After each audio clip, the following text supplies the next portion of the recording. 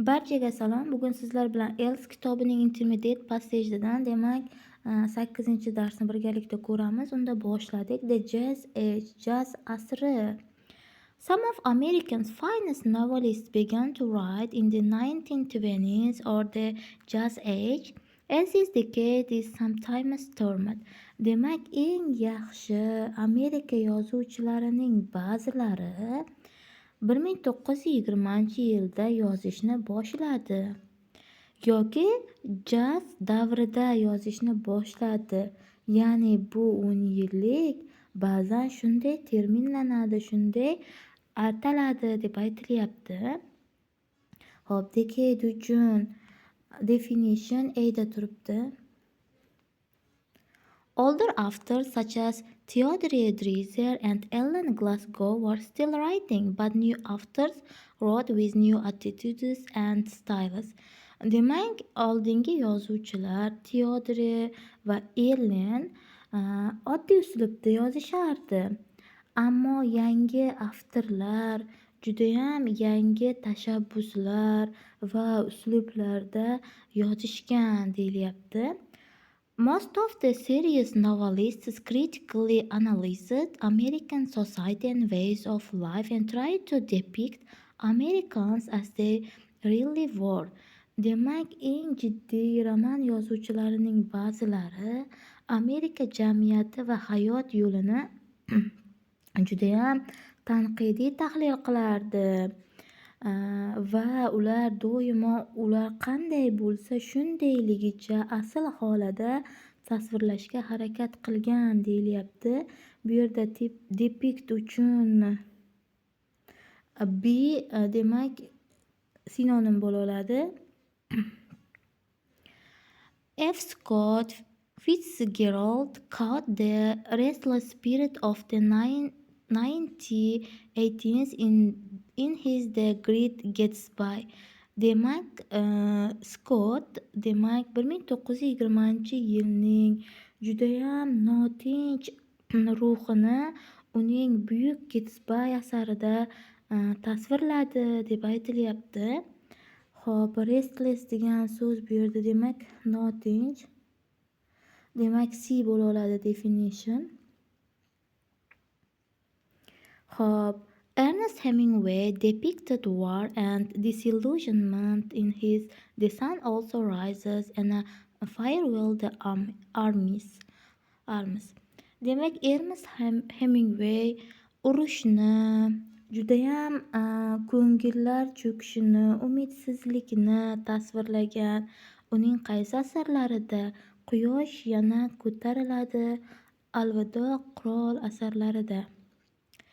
With his direct demak disillusionmentning definitioni bu yerda disappointment, ko'ngli cho'kmoq, umidsiz bo'lmoq, farewell goodbye.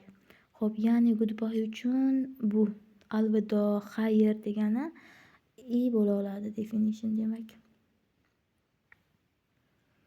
Hop, with his direct unadorned style and forceful dialogue, Hemingway set a pattern for such future American literature. Uning judayam aniq, bezaksiz uslubi va judayam kuchli dialogi bilan Hemingway demak kelajakdagi Amerika adabiyoti uchun set a pattern bo'ldi, namuna bo'ldi, andaza bo'ldi deb aytilyapti. Hop, Sinclair Lewis, the first American to win the Nobel Prize for Literature, satirized the American businessman and small town in his Main Street and Babbitt. Demak, Lewis birinchi Amerikan yozuvchisidir, ya'ni adabiyot uchun Nobel mukofotini yutgan va u o'zining asosiy ko'cha va Babbitt asarida kichkina shahar va bir amerikalik biznesmenni satira ostiga olgan deyilyapti. Satira uslubini bilasiz, judayam kulgi yo'li bilan tanqid qilish, biror narsani kulgi ostiga olib tanqid qilish. His style was mediocre, but his work vividly dissected a large section of American life. Uning uslubi oddiy edi. Mediocre o'tgan safargi tekstlarimizda chiqqandi, esingizda bo'lsa, ya'ni hazil degan tekstimizda chiqqandi. Ammo uning ishi Amerika hayotining katta qismini judayam nima qilgan, ajratib bergan, judayam yorqin holatda tasvirlab bergan deyilyapti. Dissected uchun definition M'da turibdi. Xo'p, unda boshladik. Ernest Hemingway style, demak, Ernest Hemingwayning uslubi was extremely satirical, judayam satirical deyilyapti. Lekin Ernest Hemingwayning uslubi judayam satirical deb aytib o'tib ketilmasdi. Uning uslubi demak, satirik uslubda yozmagan u, aksincha u judayam umidsizlik, urushlarni yozgan. Bu javobimiz to'g'ri bo'lmaydi shuning uchun. Influenced a great many American writers. Demak, ko'plab buyuk Amerika yozuvchilariga nima qildi, ta'sir qildi deyilyapti. Bu to'g'ri, chunki set a pattern for bo'ldi. Bu kelajakdagi Amerika yozuvchilari uchun deb aytib o'tildi. Shuning uchun to'g'ri javobimiz B. Made him the first American to win the Nobel Prize for Literature. Bu noto'g'ri. Demak, birinchi odam boshqa deb aytildi. Ya'ni birinchi yutgan odamni Sinclair Lewis deb aytildi. Was criticized by most of their serious novelists. Demak, jiddiy roman yozuvchilarining ko'pchiligi tomonidan tanqid qilingan. Buni uslubi deyilmadi. Umuman bu tanqid qilinganmi, yo'qmi aytilmadi. Not given. Was analytical and critical. Judayam tanqidiy va tahliliy edi deb aytilyapti. Lekin aynan uning uslubi tanqidiy va tahliliy edi deb tekstda aytilmadi. To'g'ri javobimiz B. Until Sinclair Lewis, demak, Sinclair Lewisgacha hech kim satiradan foydalanmagan deyilyapti. Bu noto'g'ri. Bunday gap berilmadi. Demak, Sinclair Lewisgacha Amerika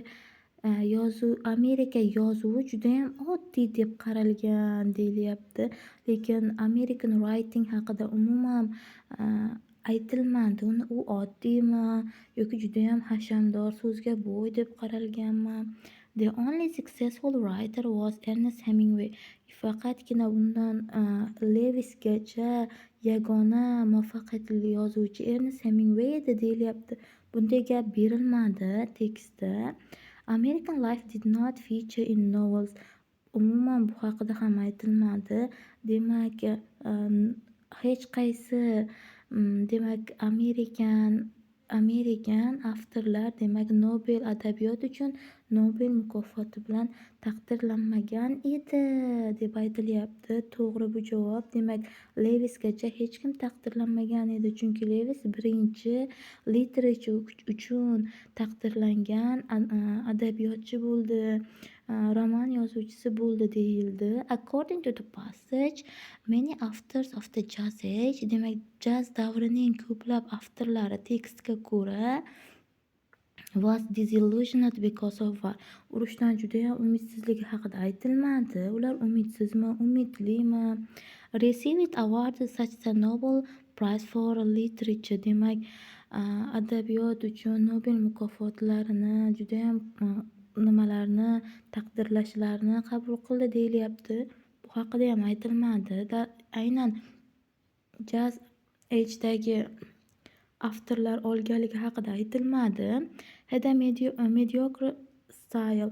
Oddiy uslub bo'lardi deb ham aytilmadi. Wrote about the realities of American life. Demak, Amerika hayotini haqiqiyligicha yozardi deyilyapti. Bu to'g'ri javob bo'ladi, chunki ular bu yerda aytib o'tib ketildi. Amerika haqiqatdan qanday bo'lsa, shunday tasvirlashga harakat qilardi deyilyapti. To'g'ri, oddiy uslubdan foydalanardi. degan gap bor bu yerda uslubning oddiy ekanligidan. Lekin bu Levisni bir o'zini aytdi. Uslubi mediokr edi, lekin judayam Amerika hayotining katta sekshenini yorqin tasvirlagandi uning ishi deyildi. Xo'p, ya'ni aytmoqchi bo'lganim Bni nima uchun to'g'ri javob qilib ololmasligimiz uchun ko'rsatib o'tib ketdim.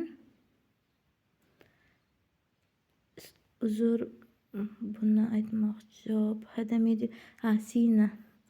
Cni nima uchun to'g'ri emasligini aytib o'tib ketdim. Bu yerga B nimani ko'rishim bilan shu deb o'ylab ketibman. Demak, Amerika yozuvi judayam oddiy deb o'ylanardi. Shunga adashib ketibman, uzr. Xo'p, demak Amerika jamiyati tomonidan tanqid qilinganmi ular? Tanqid qilinmaganmi? Aksincha, American Life'ni bular tanqid qilgan deb aytildi. Demak, to'g'ri javobimiz D. Shu bilan darsimiz tamom. Xayr, salomat bo'ling.